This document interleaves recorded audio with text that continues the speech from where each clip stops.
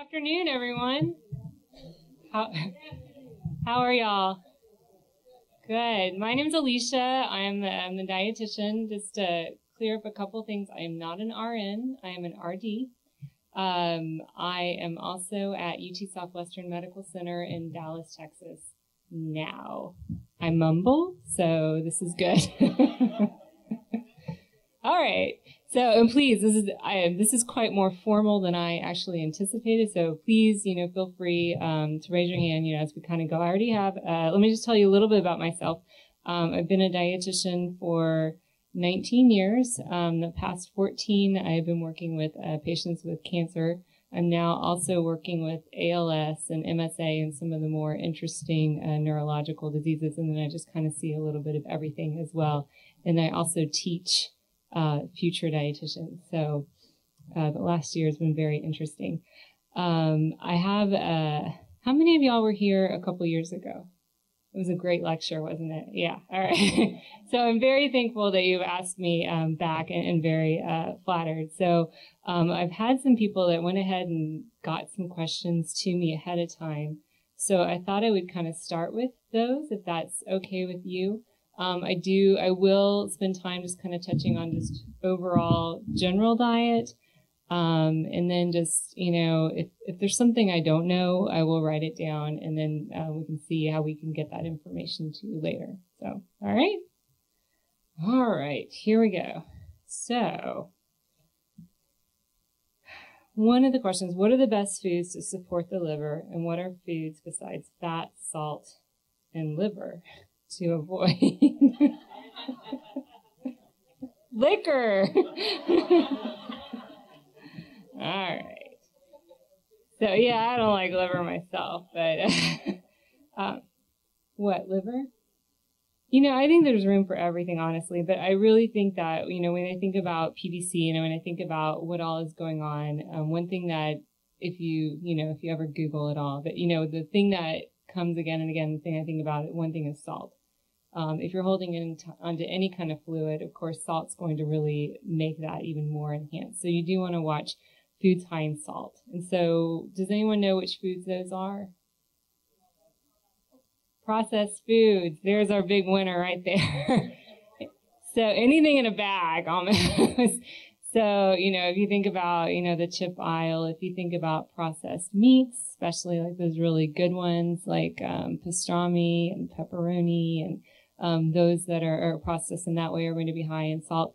You also have to think about frozen meats too, because a lot of those frozen meats actually are injected with maybe a sodium phosphate, and so that's kind of a hidden salt. So if you're really wanting to make an extra effort, it's probably a better idea to choose fresh. And then also ask questions about, has this been frozen before? Was there any kind of preparation that was injected to the meat? Because that seems to be a very popular way for preservatives. So you have to be a label reader. You have to do your due diligence. So things that are, have one ingredient, like broccoli, of course, in the frozen food section, those are okay. But you do want to watch those carby foods, the pretzels, the chips. Yeah. And you have to look at serving sizes too.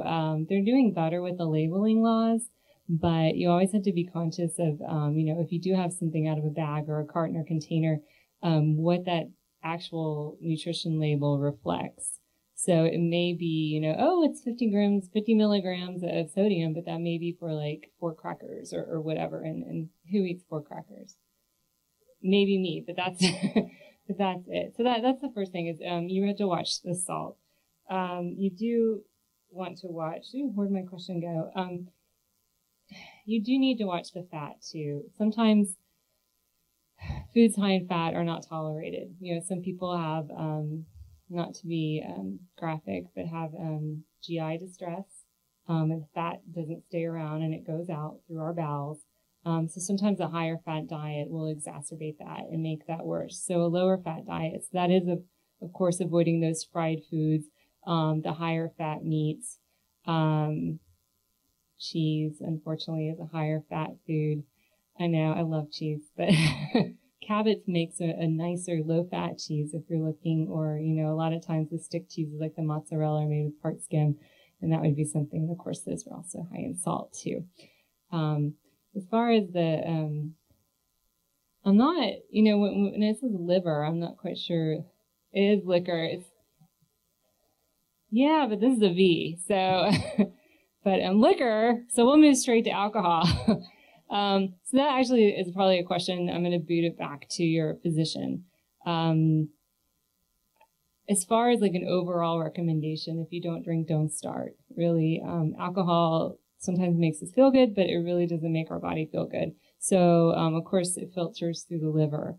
So that's something that you do want to talk to your physician with, because your physician probably knows a little bit more about how your liver is working than I do. It does say that some people can tolerate a little bit of alcohol, but that's something that I would boot back to your physician as far as liquor, and we'll include wine and beer in that. All right. So next question is more fun. So what about the keto diet? So when you hear keto diet, what does that mean to you? Okay, acid. What anyone else? High fat. Okay, so yeah, the ketogenic diet is really interesting, and it's getting a whole lot of press right now. One, for weight loss. You know, it's always been around since the 20s for treatment of epilepsy. And now they're starting to look at it for MS, and they're looking, you know, for arthritis, and there's nothing specific to PBC. For the ketogenic diet to work, you actually have to decrease your intake of carbohydrate, and the true ketogenic diet is usually 3 to 1 or 4 to 1, meaning 4 grams of fat for 1 gram of carb. But basically, you're eating maybe 5 or 10, sometimes up to 20 grams of carbohydrate a day, and then everything else is meat or fat to put your body in true ketogenic state. It can cause constipation. If your liver is not processing fat as well, that's probably going to be a very hard diet to be on. When I think about the research and the actual true studies on ketogenic diet, I think compliance in adults is very low. Does anyone know why? Well, yeah, they miss carbs. Yeah, carbs are good. No, and also, I mean, it's hard to stay on it. It really is. They did, the one particular diet I can think of is they had 27 cancer patients. Actually, they put on a ketogenic diet, and actually only 11 finished the 6-week trial, and then 4 finished after that. Yes, ma'am. Yeah, I agree with you, and I didn't want to come out and say that, but okay. Okay, no to ketogenic diet. There you go. All right, we'll put that one to bed. All right. So this one's another one, basics on what to avoid and how to improve eating and drinking habits. I'm going to put that one off to the side for a little bit because I'm going to talk a little bit more. Is it harmful? How harmful is 3 to 4 diet sodas per week, artificial sweeteners, and stevia? Yeah, that one's a really interesting one because if you think about, so artificial sweeteners are sucralose, aspartame, what's the blue one? No, saccharin. There's pink, blue, green, and yellow. We'll call them those. And I think if you really dig down into the data, they actually have a lot. Stevia has the least amount of research because it was kind of fast-tracked through the FDA. The blue and the pink have the most amount of research, and then the yellow is right behind it. And if you really dig down into it, the crazy stuff from the 70s is not something that we could actually replicate as an adult human being. So I honestly think, and when you look at the research, up to 4 servings of artificial sweeteners a day is safe. So if you're doing 3 or 4 a week, that's fine too. Of course, I do have to put my dietitian hat on and say, make sure you're drinking plenty of water and that you're well hydrated. I may be a different dietitian. I really find everything fits, and I really like Coke Zero. And so I find that I drink it every now and then, and it's fine. I really don't see the harm in it. I don't really see the harm in caffeine in moderation. So just based on the research that we have, and every time something comes out on coffee, it's good. So how can we lose? So I think that's fine in moderation. 3 or 4 times a week is very, very little to me as far as, if you're drinking a 12 pack every 2 days, then we might want to talk about some other things that you could do. But I don't think that that's, and then I guess my other question is, how big are these sodas? Is it like the Racetrack 64 or is it like a can? A can, yeah, a 12-ounce can. I think that's fine. All right. Gluten-free foods. What is the relationship with PBC? That's really interesting because it's also, celiac disease is another autoimmune disease, and there is a slight relationship between the two. Now, if you avoided gluten foods, would that make your diet any better? I don't know. It's some people have found that they're actually gluten intolerant, even though they don't test positively for celiac disease. So if you find that foods that contain gluten are bothering you and you wanted to eliminate them from your diet as a trial and see if that made things better, then you can do so. But as far as it helping PBC, I don't see that relationship. Yes, ma'am. All right, and it's possible that autoimmune thing also translates, but it's a very individualized thing, and it's not something that I would recommend as a global recommendation, but it's something that you could try. You do want to be mindful of the foods that you're omitting, and if you need to supplement with a multivitamin, then you can do so. I have a question on oil of primrose. Who wants to tell me about that? Okay, yeah. So I should have been here earlier to get that. Okay. Okay, right. And that's what I understand is that it can be used for eczema, but as far as taking it orally, I probably wouldn't. It also is a long-chain fatty acid, which if you're having some difficulty processing fats through your liver, then that's a fat that will be more difficult for your liver to use. We've talked about food restrictions. We'll talk about helpful foods in a minute. So the question was, what is the recommendation for a daily sodium intake? And so I have to go along with the overall recommendations for all Americans, which I'm glad you're all sitting down because it's about 1,500 to 2,000 milligrams. So that's a teaspoon of salt. So don't salt your foods.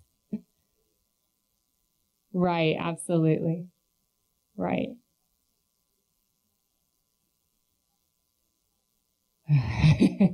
So do you eat fast food? So you're way over.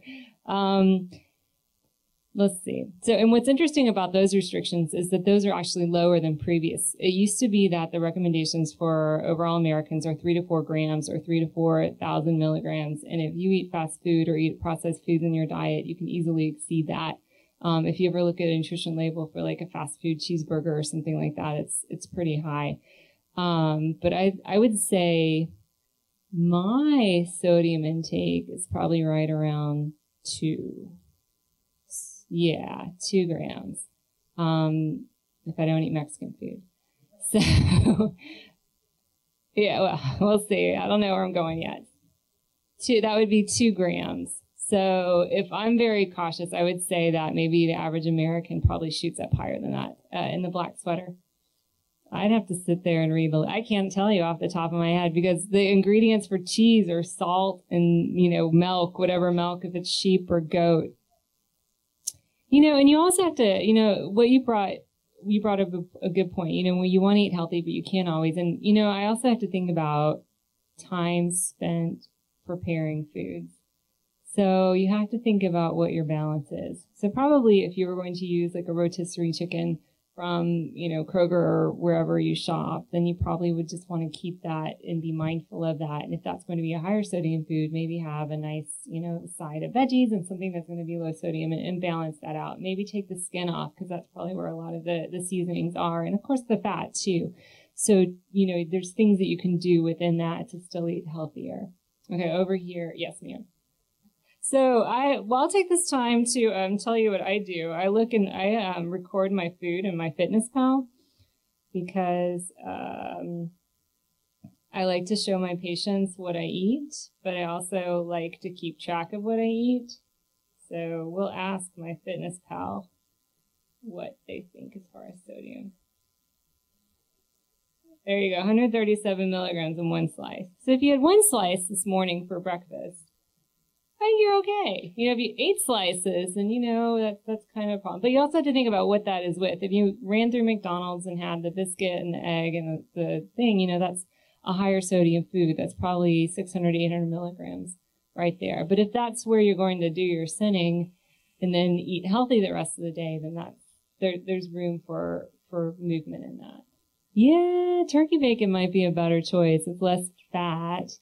You're going to have to read the label, because the thing is, there's all sorts of different kinds of bacon, you know. Yeah.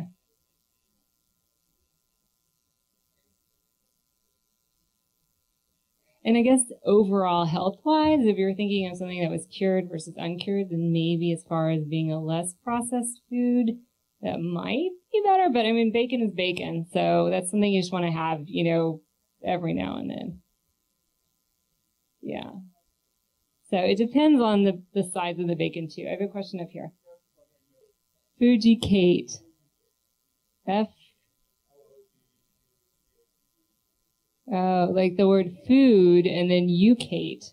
Like, yeah, there you go. It takes a village. All right. What other questions? Yes, you. Yeah, why don't we do that right now? So, so your question is, do you need to supplement with that? Or your questions are, is there something specific about vitamins A, D, E, and K? Okay, so overall, vitamins A, D, E, and K are fat-soluble vitamins. There's water-soluble vitamins and there's fat-soluble vitamins. And with PBC, the liver loses the ability to, you know, absorb those vitamins because the bile ducts are attacked. So sometimes you will present with lower levels of vitamin A, vitamin D, vitamin E, vitamin K. The literature shows that most people are not as deficient in vitamin E or vitamin K as they are in vitamin D and vitamin, what's left? A. Vitamin K and vitamin E, not so much. Vitamin A, vitamin D, more so. So the recommendation for supplementing of vitamin D, and it really depends on your level. So if you've had your levels checked, if you're very low, then a lot of times they'll recommend for you to do a dose of 50,000 international units of vitamin D for a short amount of time, and then they'll recheck and see where you are. If you don't know, you can just start off with a recommended dose of 1,000 international units of vitamin D. It is actually possible to take too much vitamin D. If you are not low, the tolerable upper limit, according to the government, is 2,000 international units of vitamin D. However, there's this big vitamin D guru, and he says that there's no known side effects up to 4,000 international units. But if you're very low, then the short amount of time of supplementing with that 50,000 is completely indicated, 50,000 international units, and that's for vitamin D. Now, for vitamin A, the recommendations are 5,000 international units of vitamin A. And a lot of times you can find those in just a general multivitamin. Vitamin A is something that you want to know if you're deficient before you supplement above what you need. So the supplementation for vitamin A, if you are low, is 15,000 international units of vitamin A. But you do want to know if you're deficient before you start supplementing, because you can actually develop more liver toxicity with vitamin A, because fat-soluble vitamins don't leave your body. They can't be absorbed very well, but they don't leave. Whereas the water-soluble vitamins like vitamin B, vitamin C, you basically eliminate what you don't need. So kind of thinking about vitamin C, you know, some people who are sick will supplement with vitamin C and swear by it, but actually your body can't absorb more than about 2,000 milligrams of vitamin C, and then it will just kind of eliminate what it doesn't need. So there's really no recommendation for supplementing with large doses of vitamin C. But does that answer your question about the A, D, E, and K? Okay. I am not your physician, so I just want to be clear with that. All right. So I guess my first question when I think of a bypass is vitamin supplementation and making sure that you're taking the right kind of vitamin. There are actually bariatric vitamins so that would be my first thing. When I think of fatty liver, I think of carbohydrates. And a lot of times when I counsel patients on fatty liver, it usually is because their diet is full of regular soda and white bread and white rice and chips and a lot of those carbohydrates that if we don't burn it, we like to store it. And a lot of times we'll store it, in our liver and in our thighs. So that would be the thing that I would think of next, is thinking of what kind of carbohydrates you're getting from your diet and can we make sure that they're complex. And so complex carbohydrates, does anyone know what that is? Let's share. What's a complex carb? Okay. So things that are going to work for you. So, right, beans and rice, oatmeal, whole grains, like brown rice, whole wheat pasta, those that have natural antioxidants that are not going to be so free with the storage. So fruit in moderation. If you drink any kind of sugar-sweetened beverages, that would be something that I would not do anymore, and that includes juice.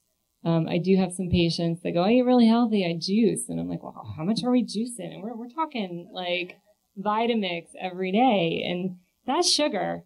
So, I would rather my patients eat their veggies and eat their fruits rather than blending it up. So, but, everyone's a little bit different too, and there's different reasons. But that would be the next thing that I would think of, is making sure that you're getting the right kinds of carbs. Yes. Yeah, I would say so. A lot of the vegetarian sources of protein do have carbohydrate. You think about beans, for example, and carbohydrates start to digest in the mouth. So, and they are usually, unless they're like deep fried tofu, which is awesome, usually lower in fat. And so when you think about what digests the easiest, carbs digest first. And then we have protein and fat, which take longer to digest. So if you've ever had like a really big meal, like a really big steak or something like a porterhouse or like brisket or something like that, it just kind of sits for quite a while and it takes longer to digest. So to answer your question, vegetarian sources of protein may digest because they are lower fat and because they have carbohydrates. One of the questions that was sent to me, Kathy sent me like kind of a list of things that were coming up on social media. And one of the things was green tea supplements. Have y'all read anything about that? Or yes, the pills. I wouldn't recommend that because that actually could make your liver not feel very good and it could be more harmful. I think if you wanted to do green tea as a beverage, that would be a nice antioxidant, but I would not take any pills or powders or potions in the form of green tea. There was actually something that came across just recently in April. 2017. This is actually in Canada, but they updated a warning about potential liver toxicity from green tea extract. So if that's something that you're choosing right now, or, if you also want to look at if you're doing any shakes, any smoothies, any things that you buy that have different stuff in them, you probably want to read the label and make sure that that's not something that's in there. How much wine are you using? How many people are you serving? I think you'll be fine. So the question was if you're cooking with wine, will all the alcohol burn off? And actually the alcohol doesn't completely burn off, but a large part. So in plus, if it's half a cup for 4 people, I think you'll be okay. PBC? I was like, I didn't know that one. I would still think that it would be fine in moderation. So, and it wouldn't be something that you would do every night, right? Some people just drink their wine when they cook. So, question. It's interesting. I haven't seen anything on the broccoli, but he didn't mention spinach.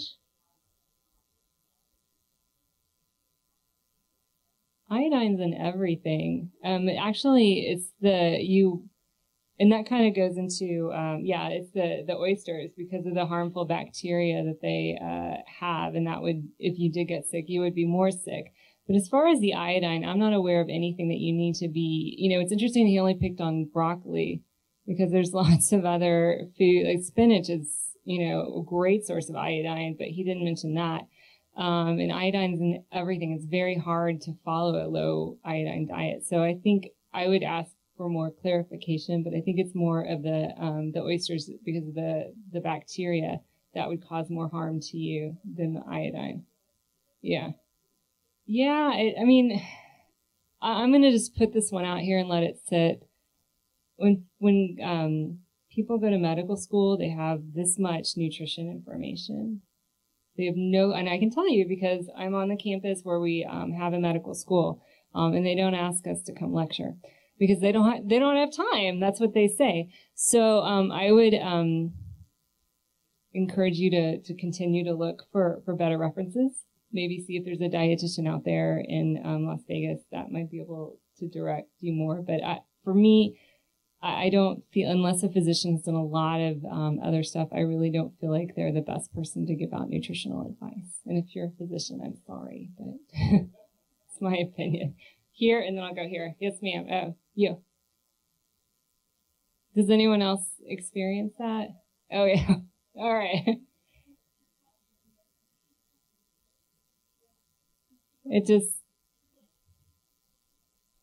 Have you all found something that works for you? Caffeine? Okay.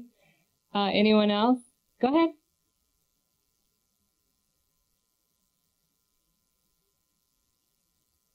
Phosphatidylserine? I don't know. As far as diet-wise, when I think about autoimmune disease, I immediately go to anti-inflammatory diet, which is kind of the buzzword right now. And so what that is that it is the recommendations are, and I don't know if it's possible for everyone, but this is the recommendations for the Mediterranean diet, which is 7 to 11 servings of vegetables a day, which is a lot. So you might hit it. 2 to 4 servings of fruit a day, and then 3 servings, you be eating all the time, 3 servings of whole grains.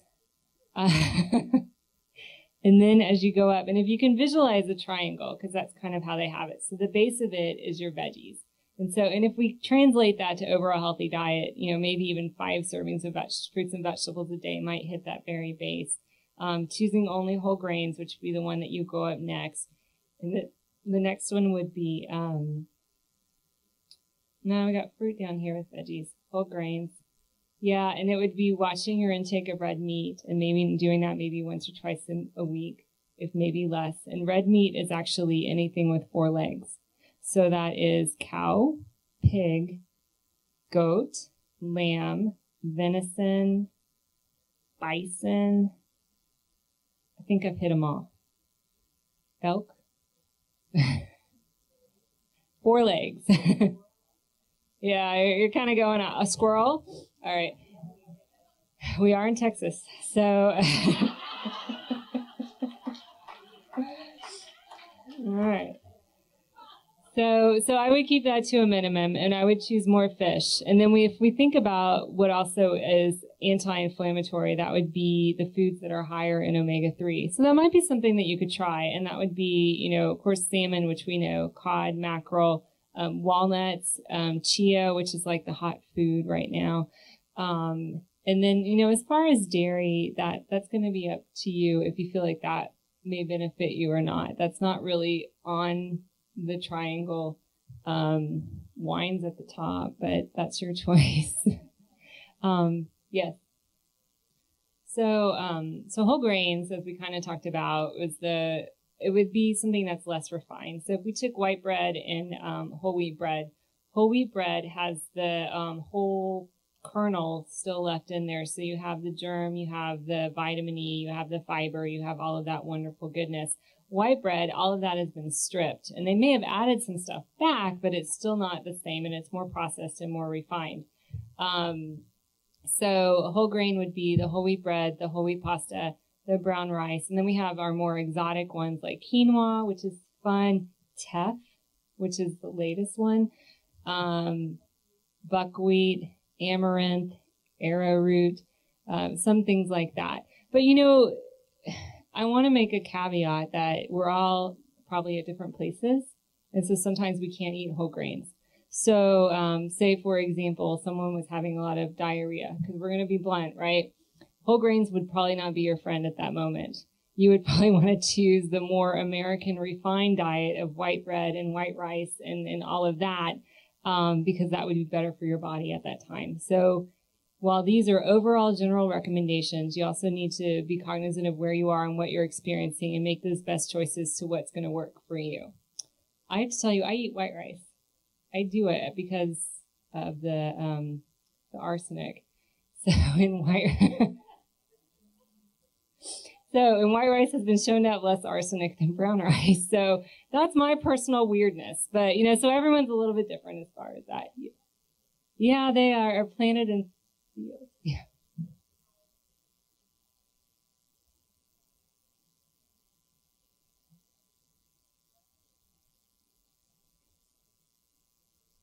The first ingredient needs to be whole wheat. So if it's enriched, that means they've added stuff back to it. So the whole wheat regular has the natural B vitamins as well.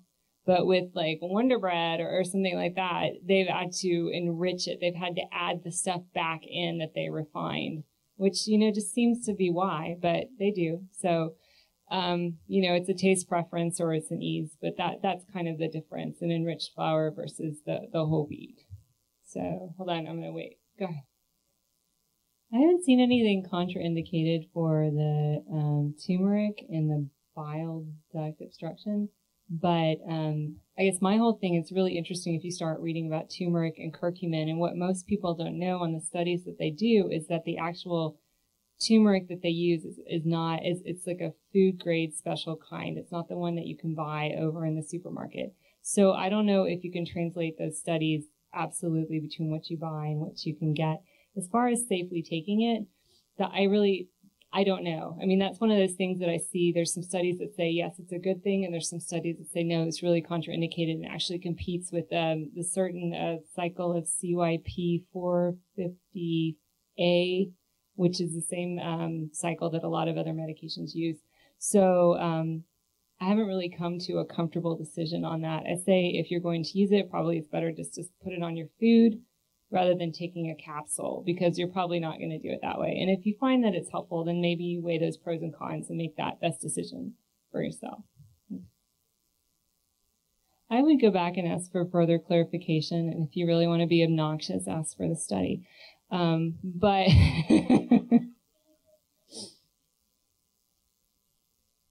I think I always go for food first, honestly, because if you don't know, I'm telling you now that supplements are not regulated by the government. There was an act that was passed in 1994 where they said that we don't really want to regulate them. So if you don't know, stevia actually came into the United States first under this act of supplements, and it was only considered a supplement for a while, and then they fast-tracked it through to make it more of a sweetener.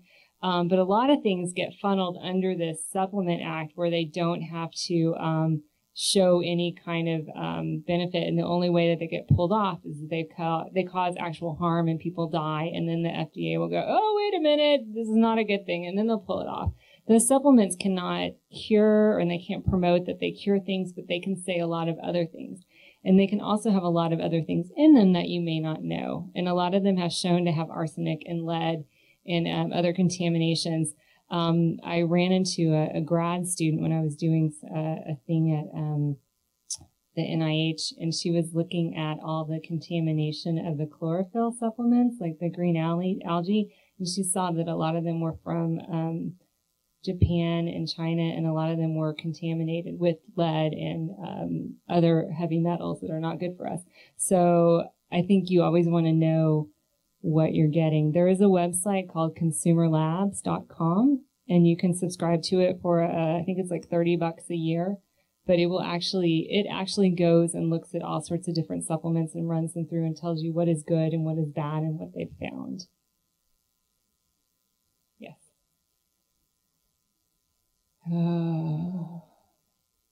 I don't like collagen. To me, it's a junk protein. So I would rather, if you were going to put any kind of protein, probably I love Greek yogurt because it's more of a food. I love tofu because that's a food. I love peanut butter because that's a food. But if you're wanting to use some kind of protein powder, probably whey protein is the best choice.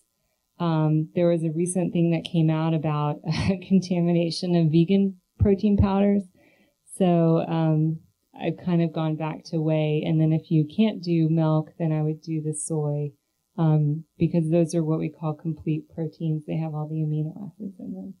Hold on, there's you and then you. Okay, in the leather, yeah. Okay. I have no beef with nutritional yeast, so you can do that.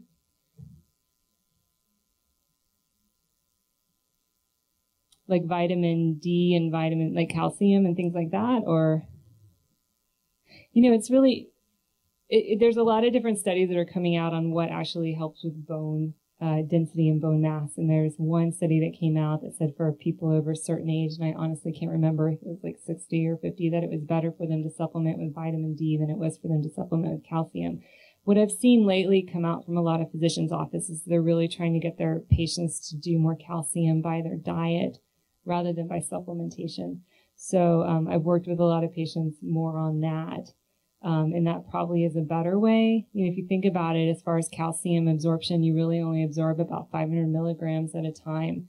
So it's recommended that if you're supposed to take 1,000, that you space it out throughout the day. But then another study said that most people forget when they do that. So it's better for them just to take 1,000 in the morning and call it good, and then they just got something. But I think it's probably, if you can, try and get it from your diet. And then if you can't, then you would supplement with calcium. Yeah, broccoli. So foods high in calcium, of course, all our dairy products, which would be milk, which 8-ounce glass of milk is about 300 milligrams of calcium. I personally don't drink milk because I just don't like it. So unless it has Oreo cookies. So I drink fortified orange juice, and that an 8-ounce glass of fortified orange juice actually has the same amount of calcium as an 8-ounce glass of milk. But if you wanted to do something, you could also do soy milk, which is also, you have to find the ones that are fortified. And then there are some rice milk and almond milk and coconut milks, that are also fortified with calcium. So there's all sorts of milks out there now. So you can read those and look for that. So the dairy products and then cheese and yogurt also are good sources of calcium. But if you didn't want to do those, then the next thing would be your dark green leafies. So in your broccoli and your spinach, actually oranges have about 50 milligrams of calcium per serving. But unfortunately or fortunately, dairy products are the big bad or the most awesome ones as far as containing calcium. Yes. Oh, wait, what? Oh my gosh, it's already 4. Well, it better be a good question then. Probiotics are really interesting because it's, all about the gut biome, and they've done some studies that show if we have a healthy gut biome, we have a healthy overall body. But then, the thing is there's all sorts of different strains. And so I would say that if you wanted to do a probiotic, probably do one like yogurt or kombucha, or there's little belly shots or smoothie shots. But sometimes it makes people feel bad, and sometimes it doesn't work. So I would say that if you wanted to try one, maybe try the food first. But if you wanted to try a pill, if you try one, it doesn't do anything, or if it makes you feel bad, then I would try a different one. I honestly don't know. I know that, there's some benefit to, if you're on antibiotics, to doing probiotic, doing yogurt, because the antibiotics kill everything. So you'd want to replenish. There's some interesting information about prebiotics and people who do the fermented foods and things like that. I would say just, do your due diligence, try it. But, for some of my patients, it causes like really bad cramping and diarrhea. So, and that's that strain. So if they still wanted to do it, then I would say try a different one. And there's lots of different ones on the market. So I can't give you an absolute because I don't think we know. So I am supposed to remind you that this is the last call for the raffle that's in the boardroom. So if you want to go do that before you have your free time, it's just around the corner. Thank you so much.